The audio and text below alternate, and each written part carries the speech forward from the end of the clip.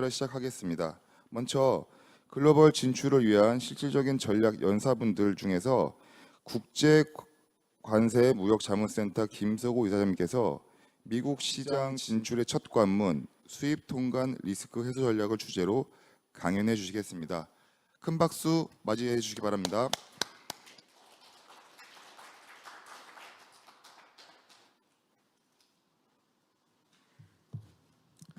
네, 안녕하세요. 김수고입니다. 다시 한번 인사드리겠습니다.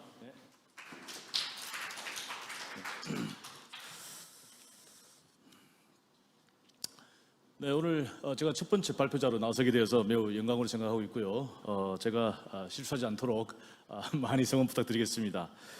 제가 가지고 온 주제는요, 미국 시장 진출의 첫 관문, 수입 통관 리스크 해소 전략이 되겠습니다.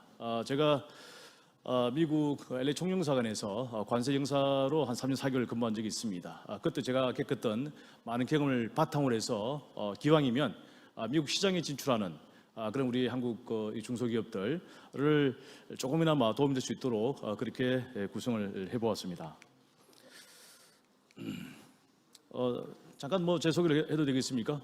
저는 약 35년 동안 관세 행정에 종사를 하면서 기획재정부, 관세청, 또 일선 세관, 그리고 LA 총영사관에서 관세관으로 봉직을 한 바가 있고요. 현재는 국제관세무역자문센터를 이끌고 있습니다. 제가 이제 제한된 시간 내에 많은 것을 제가 들려드리고 싶지만 5가지만 준비를 해왔습니다.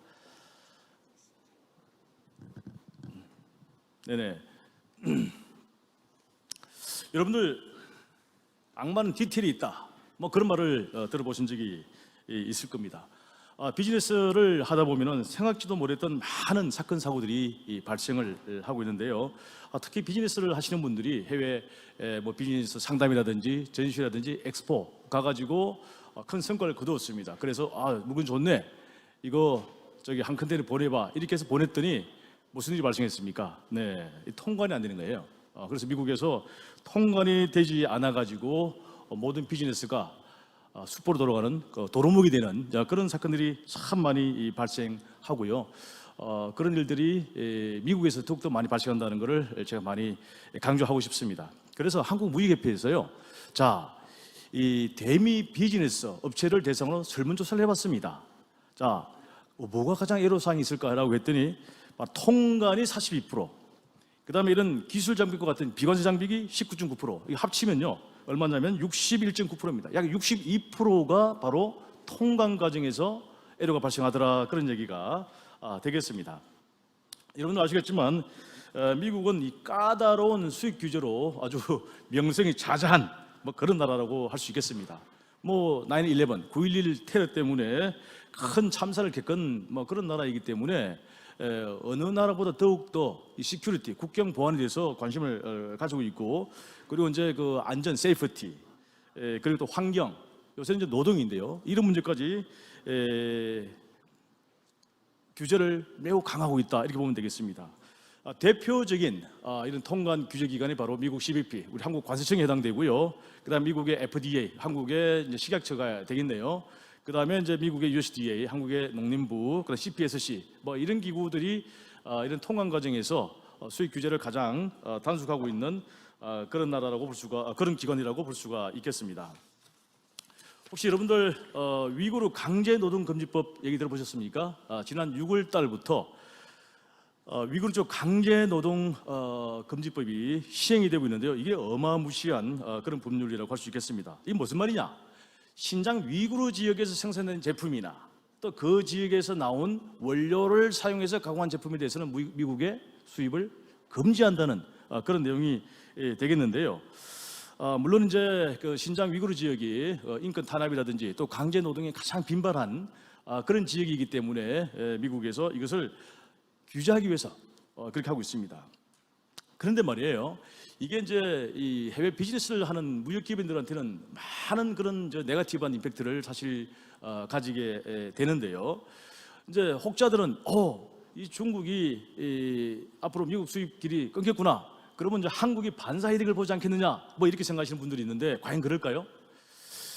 사실 말이에요, 이게 뭐냐면 신장에서 나온 뭐 물품이나 원재료뿐만 아니라 우리나라 기업들이 신장 위구르 지역에서 생산된 또 나온 그런 원료를 가지고 수입을 해가지고 만들어서 미국에 수출한 제품 똑같이 적용이 됩니다. 네.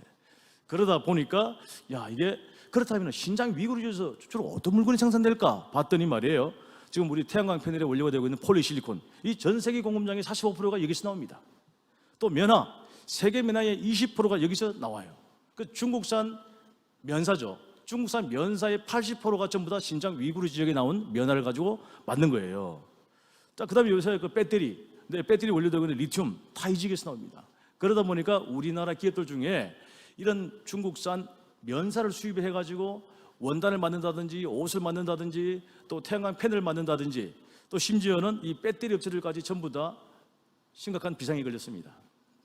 또 미국에서는 기본적으로 뭐냐면 7개 부처가 미국 CBP, 뭐 국토안보부, 법무부 이런 여러 7개 부처가 합동으로 이것을 조사하고 단속하기 위한 태스크포스를 출범시켰습니다. 그래서 이제 이게 상당히 많은 이제 영향을 미치고 있는데요. 이뿐만 아닙니다. 혹시 여러분들 아시겠지만요, 우리 한국 기업 456개 업체가 미국 FDA 블랙리스트에 올라가 있습니다. 미국에서는 블랙리스트를 하지 않고 레드리스트, 적색 리스트라고 하는데요. 놀랍지 않습니까? 아니 도대체 어떻게 했길래 우리나라 이제 제약회사, 화장품회사, 식품회사 이런 유수의 이름만 되면 금방 알 수 있는 그런 거대한 기업들 다 들어가 있어요. 저는 놀랐습니다. 제가 10년 동안 자료를 제가 다 이렇게 모아가지고 분석을 해봤더니 2,567건이나 해당되더라 이런 얘기입니다.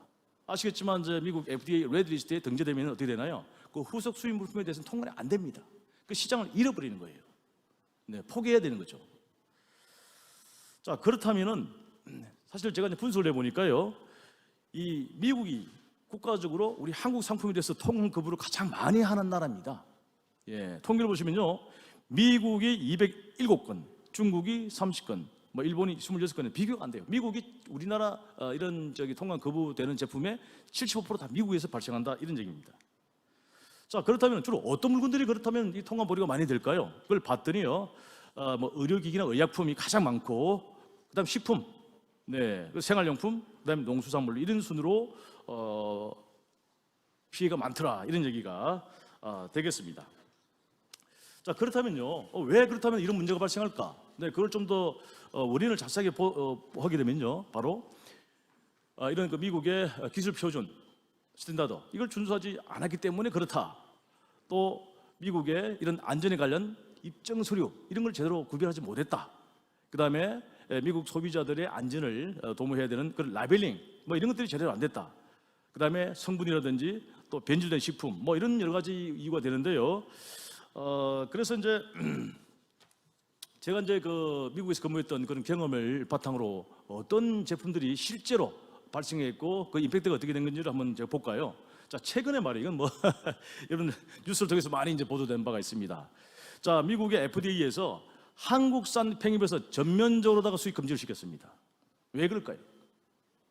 네, 왜냐하면 한국산 팽이버섯에서 식중독균의 원인이 되는 리스테리아 그게 다발적으로 나왔다는 거예요. 그래서 미국에서 이게 한국산 팽이버섯을 먹고 36명이 병원에 입원을 하고 그중에 4명이 사망하는 그런 사건이 발생했습니다. 그것 때문에 완전히 역학조사를 했는데 한국에서 수입되어 온 팽이버섯의 거의 절반 정도가 모두 다 리스테리아균이 발생됐다는 겁니다. 근데 그러다 보니까 연간 미국의 팽이버섯 한 종류만 한 1,000만 불 정도 수출되던데요. 이제 그게 완전히 끊기게 생겼습니다. 앞으로 이제 우리 미국에 계시는 우리 한인들 한국산 팽이버섯 먹기가 힘들겠습니다. 네. 물론 이제 뭐 안 먹으면 그만이지만 우리 한국에서 이 팽이버섯을 재배해서 수출하고 있는 팽이버섯 농민들한테는 큰 타격이 된 겁니다. 그래서 지금 뭐 팽이버섯 수출이 이제 반토막 났고요. 이제 거의 뭐 안 될 걸로 이렇게 좀 보고 있습니다. 그리고 이제 우리 한국에서 미국으로 멸치를 많이 수출을 하지 않습니까? 네, 그래서 전라도 완도에 있는 그 멸치 수출조합 우리 조합장께서 몇 년 전에 미국 들어오실 때 미국 FDA 그 수사국에 바로 체포된 적이 있었어요. 왜 체포됐느냐 했더니 제가 그때 뭐 영사였었습니다. 그래서 이제 그걸 그 백방으로 알아보고 그렇게 했었는데 문제는 뭐냐면 이제 그 당시에 그 멸치 있죠. 이제 멸치에 대해서 똥도 다 까야 되고 또 멸치 머리도 제거해야 미국 수출될 수가 있는데 이 조만한 이런 멸치를 어떻게 다 똥을 까고 이렇게 머리를 자르겠습니까? 또 그거 하고 나면 뭐 맛도 안 나잖아요. 이제 그래서 그렇게 할 수는 없고 그래서 그냥 그 멸치를 수출할 때 어떻게 했느냐면 커튼치기라고 해가지고 주로 이제 어떻게 되냐면은 저기 컨테이너 앞쪽에는 멸치를 다 집어넣고 이제 뒤에는 김이라든지 미역을 넣고 이제 실제로 이제 신고를 할 때는 그 씨위드 뭐 이렇게 미역 뭐 이런 걸로 이제 신고를 했는데요. 그게 이제 미국에 있는 또 우리 같은 동포들끼리 제보를 해가지고 그렇게 밀수죄로 기소가 된 적이 있었습니다. 옥살이를 했어요. 3개월 동안. 나중에 뭐 보석으로 풀려나오게 했으면 뭐냐면은 이렇게 이제 이런 그 수산물에 대해서는 기본적으로 미국의 내장이라든지 머리를 다 제거해야 된다는 그런 해상 규정을 위반했다는 거가 되고요. 그다음에 이제 이제 한국산 굴비 우리 제사를 다 지내지 않습니까? 명절 때. 그 당시에도 이제 설 제수철에 한국의 이제 굴비를 제사상에 올리라고 6컨테이너 300만 불 상당인데요. 그거를 미국에 들어왔다가 미국 FDA에서 봤더니 여기에 뭐가 보토리움균이라는 그런 식중독 유발균이 들어가 있었던 겁니다. 300만 달러가 다 날아간 거예요. 그래서 뭐 자살 소동이 일어나고 난리가 난 적이 있었는데요. 정말 뭐 안타까운 그런 일들이 있었습니다. 자, 그 캘리포니아가 날씨가 워낙 덥다 보니까 아이스바 다들 좋아하지 않습니까? 네, 한국에서 이제 아이스바 수출이 되게 많이 되고 있어요. 많이 되고 있고 저도 매우 좋아하는데요. 근데 문제는 뭐냐면 이것도 보수 창고에서 전부 다 폐기 처분됐습니다. 왜 됐느냐 했더니요. 이 아이스바에 좀 맛을 고소하게 내려고 거기다 땅콩을 집어넣는데 이 땅콩이 알다시피 미국에 있는 분들 잘 아시다시피 알레르기 유발군은 다 표시를 하게 돼 있는데 표시를 안 했다는 이유 때문에 다 폐기 처분됐습니다. 네. 그다음에 마스크팩. 네, 우리 뭐 저기 골프 좋아하시는 분들 있으신가요? 네, 그 아주 마스크팩이 매우 피부를 촉촉하게 해주는데요. 그래서 이제 우리 한국에 이제 유명한 이런 C 기업이 미국에 현지법인을 설치하고요. 이 한국산 마스크팩, 네, 이거를 이제 전면적으로 수입을 해온 적이 있었습니다. 제가 이제 미국에 근무할 때도 우리 여직원들이 뭘 좋아하느냐? 이 마스크팩을 좋아해요. 그래서 이제 마스크팩을 이렇게 선물로 기준품으로 갖다 주면 제일 좋아하더라고요. 그래서 마스크팩 장사 되겠는데 했는데 이게 이제 뭐냐면은 미국 FDA에서 결국에는 통관 단계에서 전부 다 이게 통관이 안 돼가지고 소위 백시핑 된 적이 있었습니다. 왜? 이게 이제 이 피부 기능을 개선한다 하는 이제 그런 이제 용도로 이렇게 신고를 하다 보니까 이거는 FDA OTC로 허가를 받아야 되는데 안 받았기 때문에 이게 통관이 안 됐던 뭐 그런 케이스가 되겠습니다. 또 이렇게 이제 밖에 나가실 때 자외선 차단제, 네, 이 자외선 차단제 선크림 아니겠습니까? 이 선크림 이것도 결국 이런 통관이 안 된 적이 있었고 난리가 난 적이 있었습니다. 왜 그랬을까요? 네, 뭐냐면 이 선크림, 이 피부 기능 개선 또 예방 효과가 있는 이런 선크림은 바로 일반 약품으로 이렇게 등록을 하고 FDA 허가를 받아야 되는데 그런 것들이 안 됐다는 거예요. 그래서 이제 이런 것들을 이제 제가 종합을 해보니까 자, 이렇게 우리 K 푸드, K 뷰티 요새 이런 바람이 불어가지고 엄청난 인기는 좋긴 한데 이 제대로 통관이 안 되는 경우가 많더라. 그 원인은 뭐냐? 5가지입니다. 뭐냐? 미국 FDA 식품안전규정을 위반했거나 라벨링 표기 규정을 위반했거나 아니면은 미국 이런 CBP나 또 FDA 제출하는 서류 이게 이제 제대로 안 됐거나 그 다음에 이 과장, 이 효능 있죠? 효능, 용법 뭐 이런 걸 이제 과대 강구한 것들, 그 다음에 FDA OTC 규정을 위반한 것들 이런 것들로 정리를 할 수 있겠더라 이런 얘기가 되겠습니다. 자, 그렇다면 요새 뭐 한류 바람을 타고 K푸드가 엄청나게 인기 좋고 이번에도 이제 많은 우리 K푸드나 또 K뷰티 뭐 이런 제품들이 이렇게 전시도 하고 또 상담도 하는 걸로 제가 알고 있는데요. 사실은 좀 알았으면 좋겠어요. 네. 근데 미국의 이제 식품안전규정 중에서 요새 가장 부각되어 있는 게 바로 식품안전현대법입니다. 지금 빨간 안에 들어간 톤위밖에 안에 들어가 있는 게 뭐냐면 식품안전현대법이에요. 이 식품안전현대법에 따라서 Foreign Supplier Verification Program, 해외 공급자 검정 제도가 2017년 5월 달부터 되게 있는데요. 뭐냐면은 우리 소비자들의 먹는 식품 이게 안전하다. 그거를 누가 입증을 해야 되느냐? 1차적으로 공급하는 공급자가 서류로서 입증을 해야 된다는 겁니다. 이 미국의 이제 식품 안전에 대해서는 입증 책임이 분명히 이제 공급자한테 있다고 했는데요. 미국 FDA 법 301조에 보면은 이런 게 있습니다. 유해한 식품, 즉 다시 말해서 불량식품이죠. 허위 또는 과장 미스브랜드 이런 식품은 유통을 금지한다는 말이 있고요. 그다음에 이제 402조에 보면은 모든 식품은 유해한 것을 추정한다. 규정이 그래요. 모든 식품은 안전하다 이게 아니고 모든 식품은 유해한 것으로 추정한다는 그런 내용도 있고요. 심지어는 뭐냐면 FDA 그 403조에 보면요, 모든 식품의 라벨은 엉터리다, 허위 표기를 추정하게 돼 있어요. 네, 그러다 보니까 그러면 이것을 공급을 하고 수입하는 미국의 수입자들이 우리 식품 안전한 겁니다, 이거 라벨링 이거 진실한 겁니다, 이렇게 입증을 해줘야 된다는 얘기입니다. 네. 그래서 불량식품, 명으로 뭐 adulteration, 안전하지 않은 식품, 비위생적인 식품, 또 농약 뭐 이런 성분이 있는 뭐 이런 식품들. 네. 자, 그래서 이제 이런 것들을 이렇게 유념을 하고 그다음에 이제 통관할 때 몇 가지를 이제 염두에 둬야 되는데요. 이 미국 그 FDA에서는 보니까 기본적으로 식품을 두 가지로 분류를 하고 있더라고요. 뭐냐? 일반 식품, 컨벤셔널 푸드 하고 그다음에 건강 보조 식품이죠.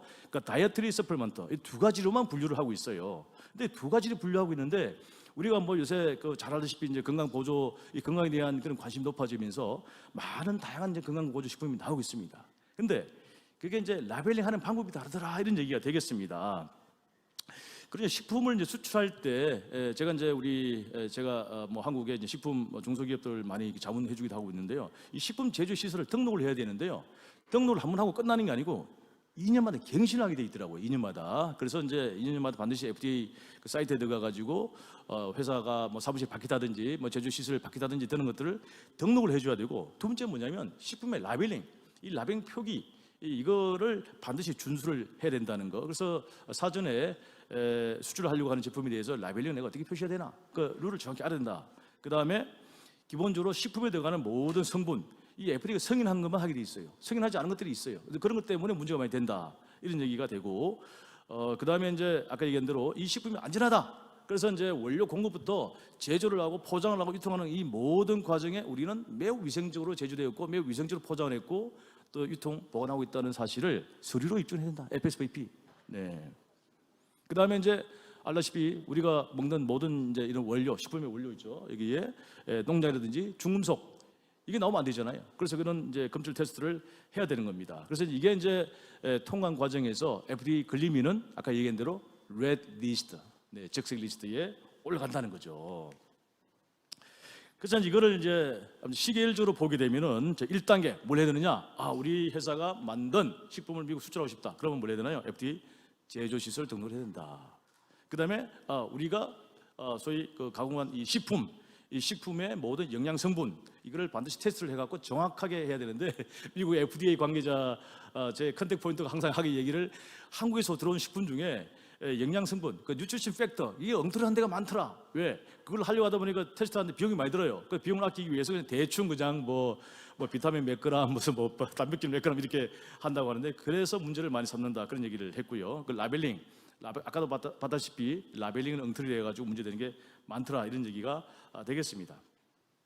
그래서 이제 그 라벨링을 자꾸 이제 강조를 할 수밖에 없는데요. 왜냐하면 이제 라벨링 때문에 문제가 많이 되고, 또 사실 그 FDA 이런 검사관들 입장에서는 제일 먼저 보는 게 라벨링입니다. 라벨링이 제대로 돼 있나, 거기부터 보는 거, 눈에 띄는 게 라벨링이니까요. 네, 그래서 이제 라벨링 그 6가지. 첫 번째는 이제 뭐냐면 제품명, 그 제품의 순중량, 그다음에 영양 성분표, 성분, 알러지, 그다음에 회사명과 주소 이런 것들이 들어가는데, 자, 제품을 보면서 보십시오. 네, 이 제품의 앞면, 소비자들이 쉽게 디스플레이하는 그 앞면을 뭐라고 하느냐? PDP, 프린시플 디스플레이 패널이라고 합니다. 여기에 미국 소비자들이 이해할 수 있는, 알기 쉬운 용어로 이렇게 표시를 해줘야 된다 그런 얘기가 되겠습니다. 그다음에 제 밑에 하단에 보면 뭐냐? 순중량이죠. 순중량, 네트 웨이트 뭐 30온서, 반드시 미국에서 사용하는 온서를 중심으로 써야 된다. 파운드나 온서를 써야 된다. 이런 것들이 이제 매우 쉬운 것 같지만 사실은요, 이게 이제 우리 스타트업들이나 한국에서 초보로 이렇게 할 때는 이게 잘 몰라요. 그런 게 있다는 걸 말씀드리고, 그 다음에 이제 뭐냐면 이제 오른쪽 옆에 면에 거기다가 바로 뉴트리션 팩터, 영양 성분표를 표기를 해주셔야 된다 이런 얘기가 되겠습니다. 근데 말이에요, 아까 이제 우리 땅콩 아이스바에 그 땅콩 그 성분이 들어간 거를 표기를 하지 않아 가지고 문제가 되지 않았습니까? 그래서 미국의 FDA 법에 따르면 8가지 알레르기를 유발하는 성분들, 우유, 계란, 생선, 그다음에 견과류, 트리너트네요. 땅콩, 밀, 조개, 각각류, 대두 이런 것들이 원료로 들어갔다면 반드시 어떻게 해요? 집어넣어 주셔야 된다 이런 얘기가 되겠습니다. 그래서 이제 이 오른쪽 표시 보시면은 여기에 표시가 돼 있죠. 컨테이너 가지고 휘트, 밀크, 뭐 이렇게 에그, 그리고 소이 이런 것들을 반드시 표기를 해줌으로써 안전하게 통관될 수 있도록 해야 되고요. 이제 그 이외에 이거는 필수로 되고 이제 필수는 아니지만은 이 라벨 표기와 관련해가 추가적으로 뭐 이게 냉동식품이다. 그렇다면 해동은 어떻게 할 거냐? 그다음에 이 조리는 어떻게 할 거냐? 어떻게 보관할 거냐? 그 외에 이제 뭐 주의사항, 생산일자, 유통기한 이런 것들을 정보를 넣어 주셔야 된다 이런 얘기가 되겠습니다. 자, 제가 이제 식품에 대해서 얘기를 했는데요. 혹시 질문 있습니까? 네. 없으면 제가 이제 화장품으로 K-뷰티로 넘어가겠습니다. 네. 제가 왜 이제 식품과 화장품을 이렇게 주제로 선택을 했느냐면요. 사실 우리 이제 한국 이런 이제 기업들이 가장 쉽게 이렇게 손댈 수 있고 창업할 수 있고 또 수출할 수 있는 게 바로 화장품과 식품이더라고요. 저도 놀랐습니다. 예, 미국에 있는 화장품 그 제조 기업이요. 불과 80개밖에 안 되는데요. 한국에 4,000개가 넘는다 얘기 들었습니다.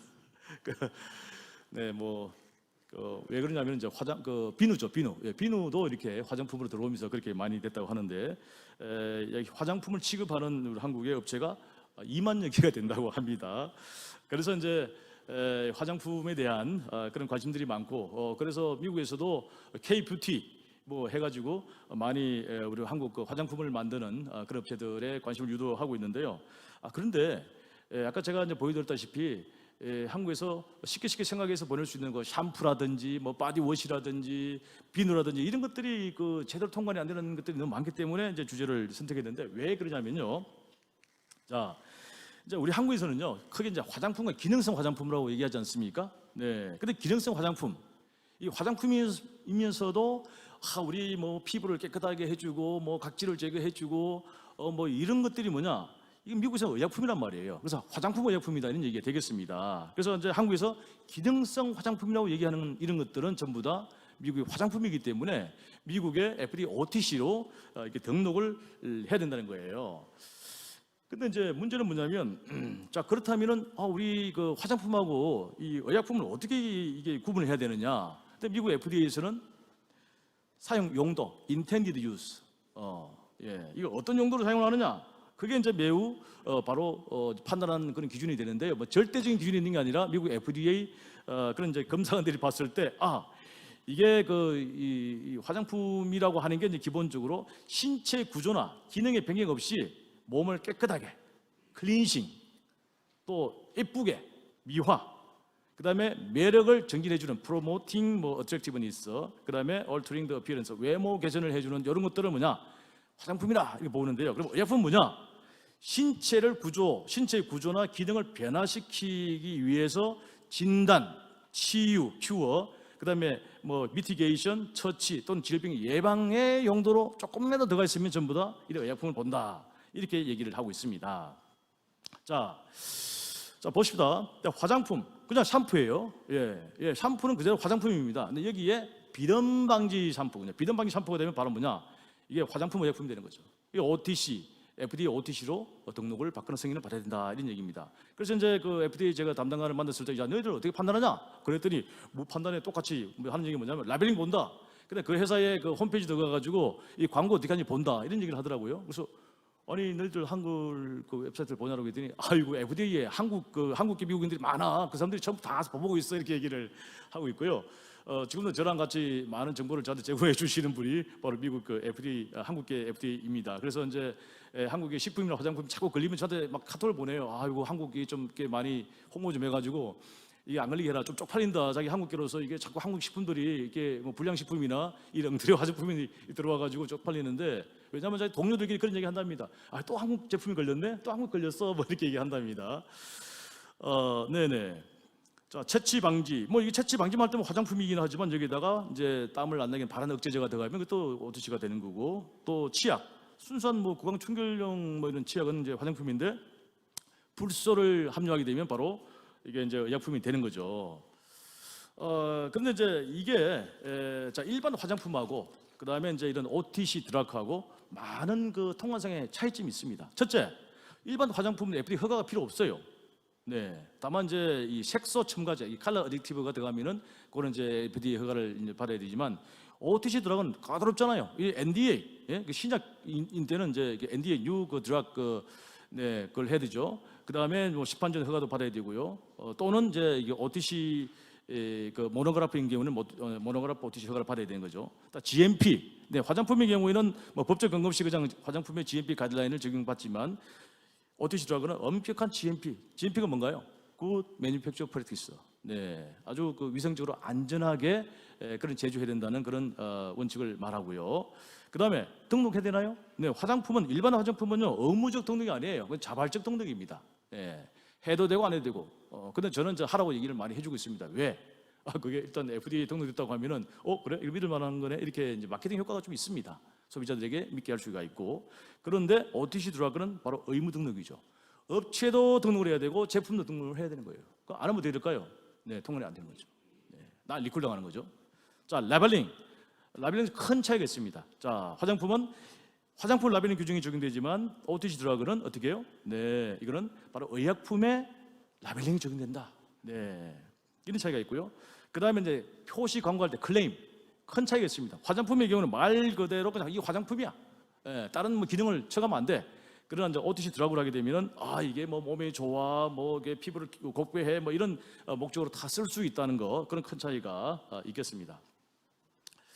자, 여러분들 이제 샴푸를 보시면요, 이렇게 보면 아까 얘기한 대로 이렇게 이제 OTC 드라그로 볼 수 있는 그런 이제 그 샴푸하고 일반 이제 샴푸하고 차이가 있습니다. 여기 보시면은 뭐가 있나요? OTC 드라그로 되는 거는 바로 여기에 드라그 팩트가 들어가 있다는 겁니다. 요게 이제 차이가 되겠죠. 그래서 우리 이제 기능성 샴푸 이렇게 할 때 한국에서는 뭐 이런 게 안 들어가겠지만 미국에서는 반드시 들어간다는 거 차이가 있고요.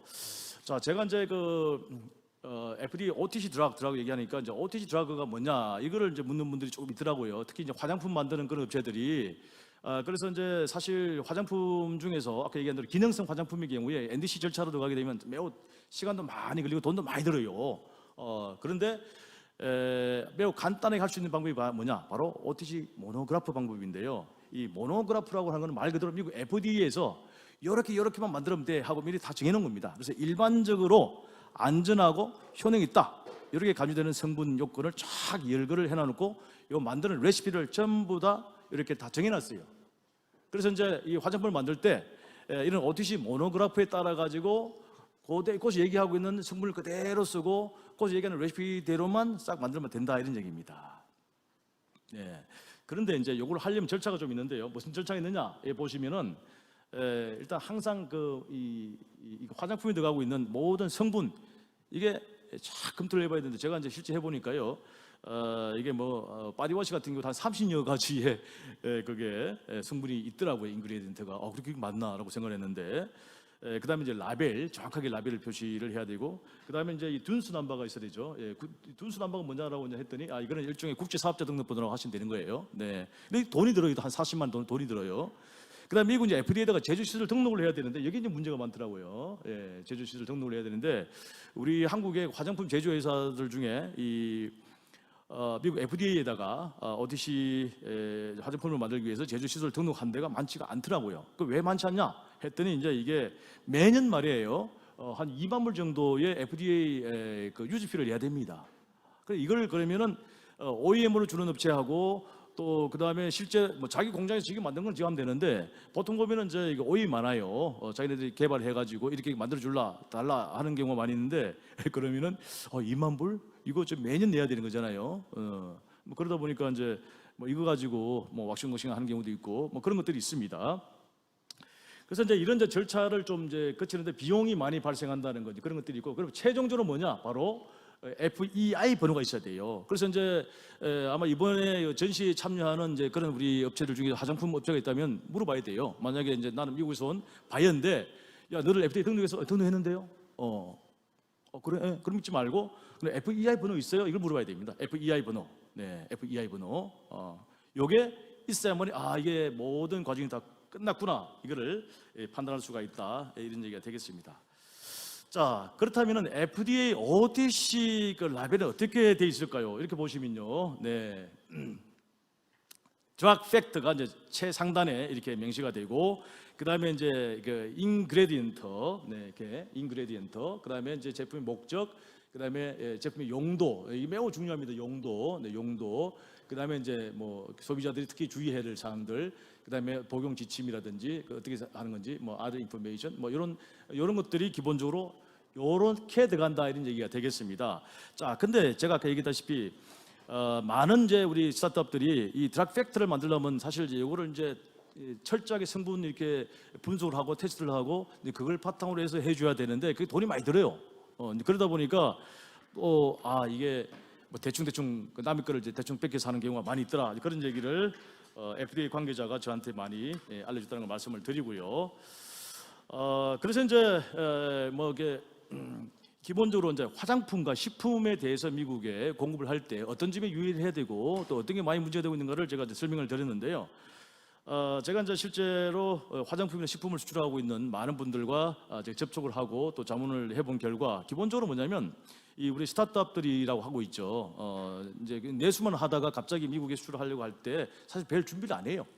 그리고 뭐 전문가들 뭐 좀 이렇게 도움을 받으려고 하다 보니까 뭐 돈도 좀 들고 돈도 좀 아깝고 뭐 그런 게 많이 있습니다. 그래서 이제 기본적으로 뭐냐? 자, 내가 미국에 수출하고 싶으면 미국 룰을 알아야죠. 네, 그렇죠? 네, 근데 미국 룰을 전혀 체크를 안 한다 이거죠. 자, 그렇다면은 여기 이제 바이어가 만났는데 바이어가 그럼 충분히 정보를 제공해 주셔야 돼요. 근데 바이어가 이런 룰을 또 잘 몰라요. 네, 그러다 보니까 그냥 뭐 다 알아서 해주겠지 이런 식이고, 그래서 이 양장안에다 문제가 많이 발생하더라 이런 얘기고요. 그리고 무역이잖아요. 그러면 사전에 충분히 체크리스트를 만들어 가지고 해야 되는데 그게 안 되고, 그리고 이제 이게 이 바이어하고도 이런 룰에 대해서는 별로 소통을 안 하더라 이런 얘기가 되겠습니다. 또 뭐 중소기업들한테 물어보면 야 이런 거 복잡한 거 머리 아픈데 이거를 담당할 수 있는 그런 직원 뽑으려면 또 돈이 들잖아요. 그럼 못 한다 이거예요. 그러다 보니까 여러 가지 문제가 복합적으로 돼 있는데, 제가 이제 미국에서 근무하면서 많은 그 현지 우리 그 한인 우리 바이어들 현지 이제 법인장들 불러서 간담회를 해봤습니다. 뭐가 문제야? 얘기해 보니까 자기네들은 현지 마케팅이나 거래선 확보가 중요하지 이런 까지 다 못 챙긴다, 머리 아픈데 이거 어떻게 하겠냐, 이런까지 하면 우리가 머리 지난다 뭐 이렇게 얘기를 하더라고요. 그리고 또 하려면 돈이 좀 드는데 컨설팅 비용이 드는데 이 본사에서 이런 비용을 지원 안 해준다 이런 얘기예요. 네, 자기들도 좀 깝깝하다 그런 얘기를 하고 있고, 또 누구한테 가서 물어봐야 되는데 현지 전문 이게 없다, 현지 전문가. 예, 그래서 이거 어디 가서 물어봐야 되지? 또 비용은 얼마나 들까? 항상 이런 것들로 이제 많이 고민하더라 이런 얘기고, 그리고 기본적으로 미국에 보낸 거는 미국의 그 수출자가 사전에 좀 체크를 해서 보내줘야지 뭐 그거를 뭐 나보고 다 책임지라고 하면 돼? 뭐 이런 얘기를 많이 하더라 이런 얘기가 되겠습니다.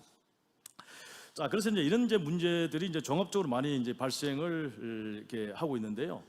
그래서 정리를 하게 되면은 저는 이렇게 얘기하고 싶습니다. 이 화장품이든 아니면 무슨 뭐 K-푸드 간에 미국이든 뭐 다른 나라든 수출할 때는 반드시 현지 수입 요건, 뭘 체크를 해야 되는지 체크리스트를 만들어야 된다. 그걸 작성해야 된다. 그 다음에요, 항상 이제 나중에 뭐가 발생합니까?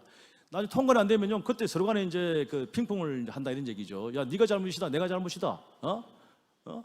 클레임 뭐 이런 많은 문제를 얘기하고 있습니다. 그래서 이제 무역 계약 단계에서 바이어하고 수출자 간에 어디까지 우리 책임을 지고 어디까지 네가 그걸 받아주고 이건 다 책임을 이게 범위를 정립을 해야 된다 이런 얘기가 되겠습니다. 그 다음에 식품이라든지 화장품이라든지 뭡니까? 아까 FDA 법 얘기했지만 모든 이런 식품, 화장품 전부 다 유해한 거다. 유해한 추정하는 거예요. 유해하지 않다, 이게 안전하다, 이걸 내가 입증을 해야 된다 이런 얘기죠. 누가 그걸 이제 제조하는 제조 단계에서부터 아주 위생적인 환경에서 안전하게 제조했다는 것을 해줘야 된다 이런 얘기가 되겠습니다. 그리고 이제 이 5번을 보게 되면요, 참 제가 이제 안타깝게 많이 생각했던 게 뭐냐면 이게 이제 그 마케팅 목적인데요. 이번에 우리 신제품 개발했는데 이거 만명 통치야, 이거 먹으면 우리 피부가 그냥 뭐 3살짜리 애처럼 고가지고 막 그렇게 가는데 그게 다 안 되잖아요. 그거 다 미스브랜딩이잖아요. 근데 이런 것들을 너무 쉽게 생각을 하고 있는데, 아까 얘기한 대로 제 보니까 미국의 우리 이런 FDA 한국계 검사들이 항상 이걸 많이 보더라 이런 얘기입니다. 그래서 절대 해서 그렇게 라벨링 하지 말라는 걸 말씀드리고, 이렇게 이제 미국의 그 FDA 룰을 위반했을 때는 어떻게 되느냐? 이거 보십시오. FDA 임포트 얼러트. 네, 여기에 전부 다 올라간다는 얘기예요. 그래서 제가 이제 정보를 보는 것도 이겁니다. 여기 보면은 미국의 자, 위반 물품, 이게 뭐 화장품이다, 샴푸다, 이게 나오고, 그다음에 업체, 미국의 인포로, 네, 그다음에 한국의 수출업체, 그다음에 위반 사유, 여기 쫙 나와요, 요게. 예, 그래서 아니 뭐 가끔 이런 얘기, 아유 이번에 뭐 한국에 이런 큰 뭐 이름만 들으면 다 알 수 있는 그런 화장품 회사가, 아유 그게 미국에 그 블랙리스트 올라와 있대요라고 얘기하면, 그런 얘기 하지 마, 큰일 나, 우리 회사 이미지 큰 얼굴이 다 있는데. 네, 그래서 참 이런 것들 당하지 않도록 조심을 이렇게 해야 될 것 같고요. 아까 제가 이제 그 모두에 우리 한국산 팽이버섯 얘기를 했습니다. 네, 한국산 팽이버섯, 이게 이제 리스테리아균이 나오고 뭐 4명이나 죽고 뭐 그것 때문에 지금 한국 그 팽이버섯 완전 이제 수입 중단돼 있죠. 자, 그렇다면은 한번 이렇게 미국의 임포트 얼러트에 들어가면은 빠져나올 수 없느냐? 또 그건 아닙니다. 네, 다 방법이 있어요. 즉 다시 말해서, 자, 리스테리아균이 나왔다. 그러면 그거를 제거를 하고 앞으로 더 이상 재발할 수 있는 그런 방법을 다 만들면 되는 거죠. 그래서 이제 크게 보게 되면은, 보세요. 보시면은, 자, 일단 자, 이 FDA 룰, 아까 리스테리아균 나왔는데, 그렇다면은 그게 뭐 제조할 때 그랬는지 포장할 때 그런 건지 운송할 때 그런 건지 찾아내야 되겠죠. 찾아내 가지고 원인을 제거하면 되고. 근데 제거했다고 해서 바로 되는 것도 아니잖아요. 그래서 미국 같은 경우에는 이제 뭐냐면, 적어도 이렇게 클린한 제품을 5번 이상 통과해야 됩니다. 할 때마다 다 이제 미국에 리포트를 하고 FDA에서 샘플을 다 뽑아가지고 괜찮네, 오케이 5번 이게 다 오케이가 되면, 그 다음에는 이제 레드 리스트에서 해제를 해주고 바로 그린 리스트로 가요. 그러면은 이제 마음껏 무효할 수 있는 그런 게 됩니다.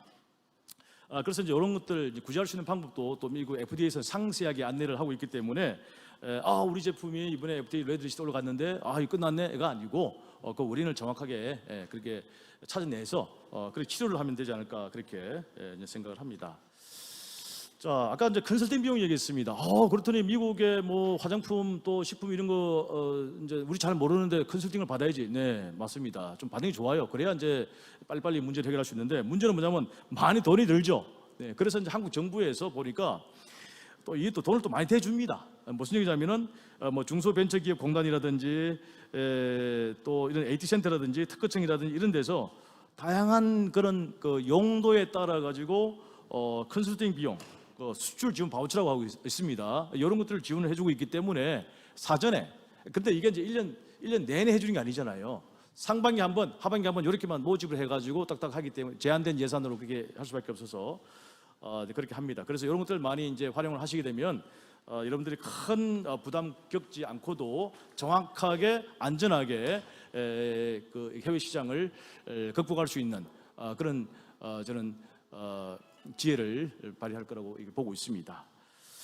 그래서 이제 제가 이렇게 뭐 제한된 시간이기 때문에 저희 강의 발표를 마무리하고자 하고요. 혹시 질문이 있습니까? 네, 제가 시간을 맞추려고요. 제가 좀 빨리 이렇게 말을 했는데.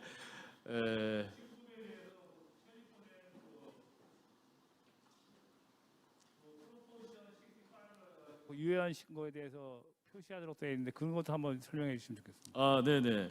그 캘리포니아만 있는 법인데요. 이제 우리가 이제 섭취하는 그런 뭐 수산물이라든지 또 심지어는 어린이들이 만지는 그런데 이게 중금속 같은 게 이제 있으면은 반드시 그거를 이제 라벨링 하도록 하고 있는데요. 예를 들면은 무슨 문제가 있었냐면 한국에서 수출된 김에 그 미량의 이제 이런 중금속이 이제 이렇게 함유되어 있다고 해가지고 미국 소비자단체가 소송을 건 적도 있고 그랬습니다. 사실 뭐 이렇게 아무리 바다에서 건져낸 걸 하더라도 천연성, 자연성 뭐 그런 중금속이 없을 리가 있겠습니까? 그렇지만은 이제 그게 일정 이런 그 세이프 하브라고 하고 있는데, 일정 수준 이상이 되게 되면은 그 제품에다가 이 제품에는 중금속이 함유되어 있기 때문에 섭취할 때 조심해라라고 하는 그런 워닝 라벨을 하게 돼 있습니다. 그걸 이제 캘리포니아 법이기 때문에 캘리포니아 프로포지션 65라고 하는데 뭐 그런 것도 있습니다. 그래서 이제 식품이든 또 소비자 제품이든 또 화장품이든 간에 이런 거 중금속은 항상 노출되어 있는 거 아니겠습니까? 그래서 그런 것들에 대해서는 많은 그런 규정들이 있기 때문에 그런 것들에 대해서 또 염두에 두셔야 되고 상세한 거 이런 것까지 여러분들이 다 숙지할 수 있기 때문에 좀 전문가의 가이드를 받으면 어떨까라고 생각합니다. 우리 이제 이종건 변호사님께서 또 그 분야 전문가이시기 때문에 나중에 이종건 변호사님께서 한번 강의를 해주시면 좋을 것 같습니다. 혹시 이렇게 질문 들으시죠? 네, 그러면은 또 다른 분이 발표를 하셔야 되고 하기 때문에 저는 여러분들 모두가 이 비즈니스를 통해서 행복하시길 원합니다. 예, 행복하시려면요, 임마누엘 칸트 얘기했습니다. 일을 하라고 했습니다. 일, 잡을 가지로 했는데요. 그래서 여러분들 비즈니스 대성하시기를 바라고 저는 여기서 마무리하도록 하겠습니다. 자, 감사합니다. 감사합니다.